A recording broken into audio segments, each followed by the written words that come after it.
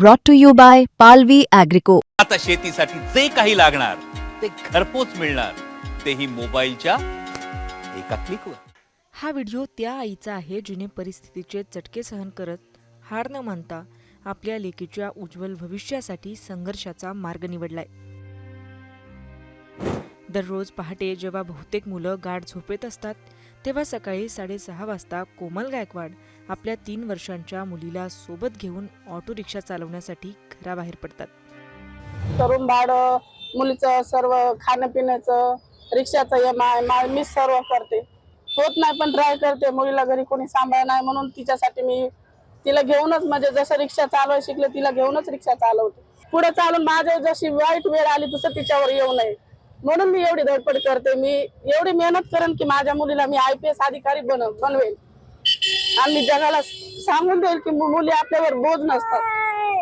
कारण मी खूप ऐकते की मुलीसाठी काय लोक मुलीला कमतरता समजतात. कोमल या मूळ परभणीच्या. त्यांना शिक्षण घेण्याची खूप इच्छा होती, परंतु हलाखीच्या परिस्थितीमुळे 10वी नंतर त्यांना शिक्षण थांबावं लागलं. 2018 साली कोमल यांचं लग्न झालं आणि त्या कल्याणला राहायला आल्या. त्यांचा नवरा ऑटो चालवायचा आणि त्यावरच घराचा उदरनिर्वाह चालायचा. परंतु आयुष्याने अचानक वेगळं वळण घेतलं. कोमल यांची मुलगी तेजू फक्त 18 महिन्यांची असताना त्यांचे पती गावाला निघून गेले आणि परत कधी आलेच नाही. या घटनेनंतर कोमल पूर्णपणे एकट्या पडल्या. छोट्या मुलीसह संसार चालवण्याची जबाबदारी त्यांच्यावर आली. मुलीला लहान बाळाला घेऊन कोणी काम देत नव्हतं. भांडे कपडे सगळं ट्राय केलं मी. मला बरेच कमेंट पण येतात की ताई तुम्ही दुसरं पण जॉब करू शकता, पण लहान मुलीला घेऊन 8 ते 12 घंटे मी एवढं काम करू शकत नव्हते. माझी मुलगी 18 महिन्याची होती तेव्हा, म्हणून मी हा व्यवसाय धरला की माझ्या मुलीला मला सोबत ठेवता येईल. अलीकडेच कोमल यांनी EMI वर स्वतःची रिक्षा खरेदी केली आहे.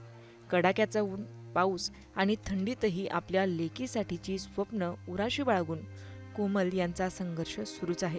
आता मला 1 वर्ष झाले रिक्षा चालवते. पहिलं भाड्यानं चालवायची 7-8 महिने, नंतर रिक्षावर भाड्यानं 250 रुपये रोज द्यायचा. मुलीला घेऊन एवढं होत नव्हतं माझ्याच्यानं.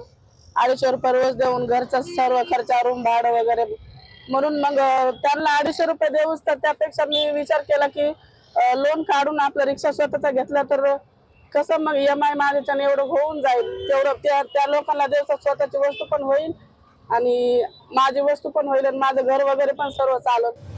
कोमल यांना आपल्या लेकीला चांगल्या शाळेत शिकवायचंय, स्वतःचं घर घ्यायचंय आणि एक दिवस लेकीला साहेब बनवायचंय, असं कोमल सांगतात. आज ही कथा केवळ एका ऑटो चालकाची नाही, तर आईच्या संघर्षाची, धैर्याची आणि मुलीचं भविष्य उज्ज्वल करण्याच्या जिद्दीची प्रेरणादायी कहाणी बनली आहे. कोमल यांच्या जिद्दीचं सर्वत्र कौतुक होत आहे.